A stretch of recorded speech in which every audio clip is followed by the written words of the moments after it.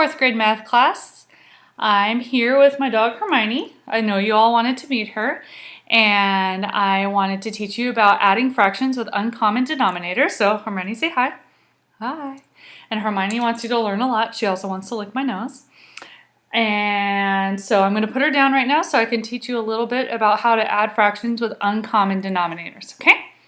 Say bye, Hermione. Bye.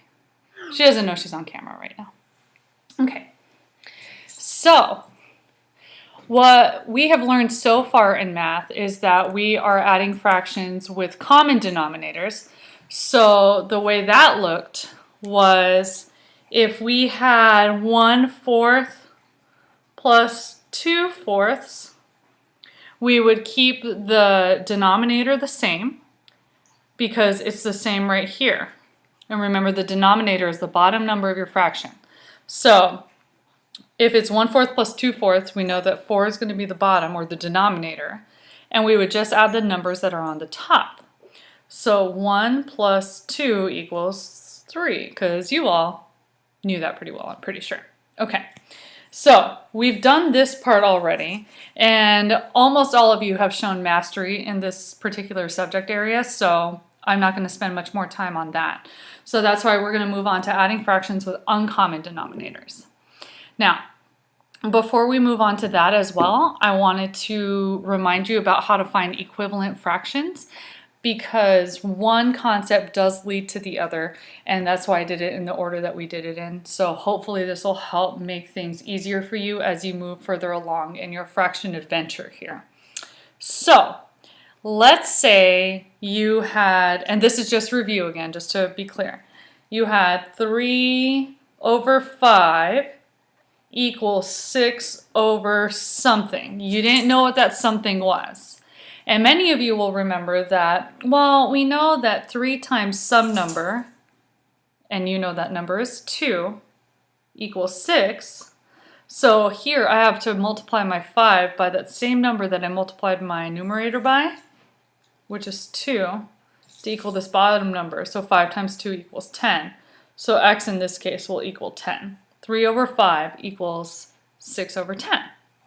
Okay, so now that we've covered that and you have had much experience with this for the last few weeks that you've been in my class, we want to add fractions with uncommon denominators. So you're going to use the same concept that you did with adding fractions with common denominators and finding the equivalent fractions, and you're going to merge those two concepts into this lesson. So let's start relatively simply here. We're going to go 1/3 plus 2/6. Okay. Now, if you're looking at this, you'll notice that the denominator is not the same in both of these fractions. So that's your first question you're going to ask yourself every time you come across a concept or a question that has denominators that are not the same. You ask yourself, are they the same? And they're not. So here you see that you have a 6 here and a 3 here. The next question I want you to ask yourself at this point in the game, I know that it's going to get more complicated later on, and I'll explain that to you another time. But right now I'm going to make sure that all of your questions are formed this way, and then we'll move on from here. Okay, so I want you to ask yourself, which one is bigger? That's right, it's the 6. The 6 is bigger. Okay, you'll notice I'll stop periodically throughout this lesson, and Hermione's barking. Don't worry about her right now. I'm going to stop periodically through this lesson to have you pause and answer a few things on your own piece of paper, so that way you can participate as well and bring me some of this stuff tomorrow. Okay, so here we notice that the 6 is bigger than the 3. So the next question I want you to ask yourself is, okay, can my smaller number evenly go into my bigger number without there being a remainder? So can 3 go into 6 evenly? And that's true, it can go into 6 evenly. If that's the case, if your smaller number can go into your bigger number evenly, I want you to set both of your denominators to the bigger number. So in this case, I want you to set both of your denominators to 6 because 3 can go into 6 evenly. Okay. Here, 6 times what number equals 6 is just 1. So whatever I do to the bottom, or to my denominator, I must do to the top.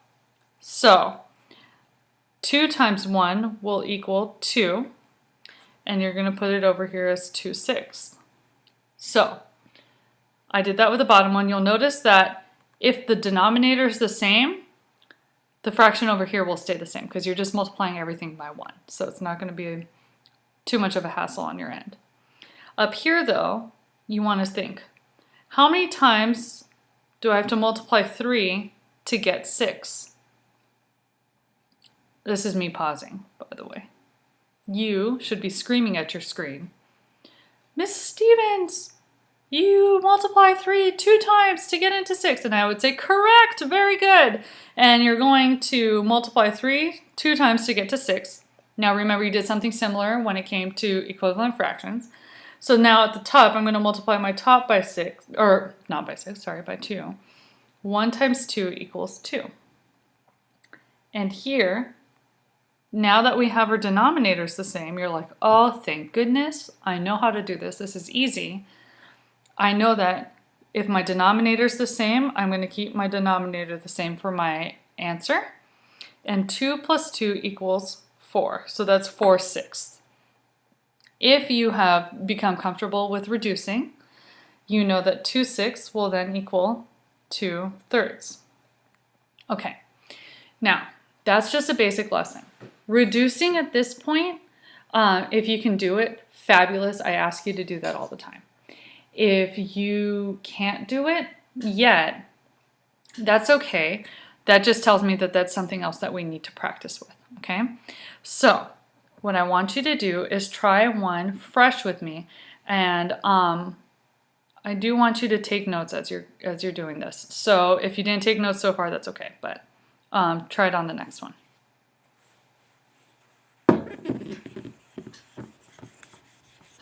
Okay. So let's start with adding 3/8 plus 1/4. Okay. I'm going to ask you. Your first question to ask yourself, remember we discussed, is, are my denominators the same? And you would say, that's right. No, they are not the same. So you're going to see 4 is my denominator, 8 is my denominator. And you say, Mrs. Stevens, I already know what the second question is. Which one is bigger? And you, from attending kindergarten and first grade so regularly, know that 8 is bigger than 4. So you're going to set both of your fractions equal to something that has the denominator equal to 8. Okay? Like that. Because you know that 4 can go into 8 evenly. So that's what you set it equal to. Okay. We know our top one is going to stay the same because the denominator didn't change. So we're multiplying everything by 1. And you're like, that's easy squeezy, lemon squeezy. So you're going to multiply the top by 1. 3/8. But here, 4 times something equals 8. What number times 4 equals 8?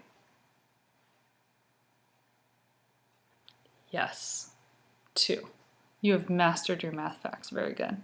I can already hear you through the screen that you're screaming to at the screen. And so since you multiplied your bottom number or your denominator by 2, you want to multiply your top number by 2 or your numerator by 2. So what's 1 times 2? Very good. It is 2. And now that you have your denominators equal, now you can treat it like a fraction that you are familiar and comfortable with. So 3/8 plus 2/8 equals something over 8 because you know that our denominator is the same, so it stays the same. And 3 plus 2 equals, that's right, 5. Now at any point, if you get confused or you need me to re-explain something, the beauty of this is that you can pause the camera or the video, replay a certain section, and have me replay it again, okay? Now, I'm going to give you 2 problems to solve. and to turn in to me tomorrow or on Monday. It's up to you to be able to participate in our activity on Monday. So tomorrow you'll be able to participate in our activity because it'll be reviewing the things that we did today.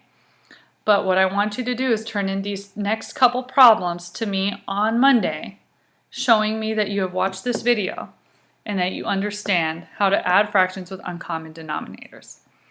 If you still have a question when you come to class, that's totally okay, but go ahead and be specific about where you're having a problem, and this way I can sit down and help you out with this. Now that we're adding fractions with uncommon denominators, we'll probably move to subtracting fractions with uncommon denominators pretty soon.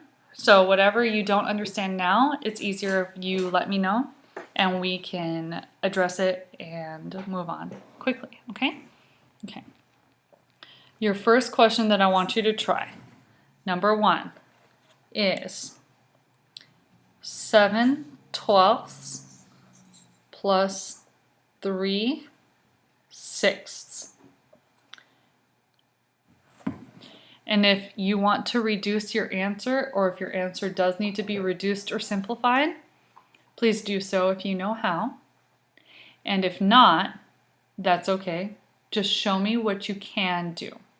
And again, if you need a refresher course in any of this stuff, just do what you can and let me know, or pause the video and go back. Okay. So that's your first question. Your second question is 3/10, or 3/10, plus 2/5, or 2/5. Okay? I want you to try that for me.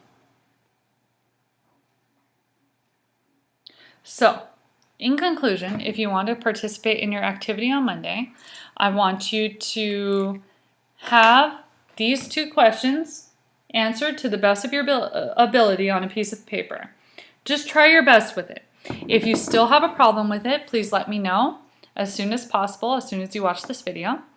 And I will definitely pull you aside during math time and help you with it as soon as I can. So I hope you have a great evening or day, whenever it is that you're watching this. And I will see you tomorrow. Bye.